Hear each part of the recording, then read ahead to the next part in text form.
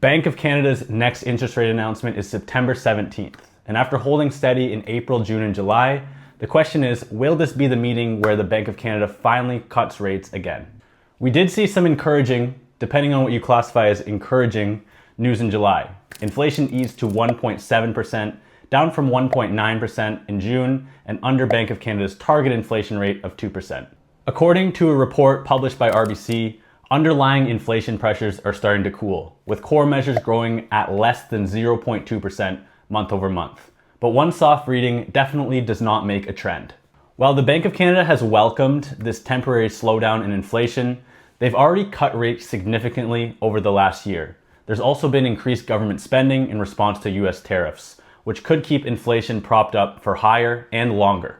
Finally, labor markets have also softened, but RBC states in the report that we may be nearing a bottom, and for that reason they don't expect a cut this time around from the Bank of Canada. The market as a whole has priced in a 38% likelihood for a 25% basis point cut and a 62% likelihood for no cut. Of course, all these points could be moot if we get good or bad news in relation to tariffs. Tariffs affect Canadian policymakers' decisions heavily, as obviously they have a huge impact on the Canadian economy.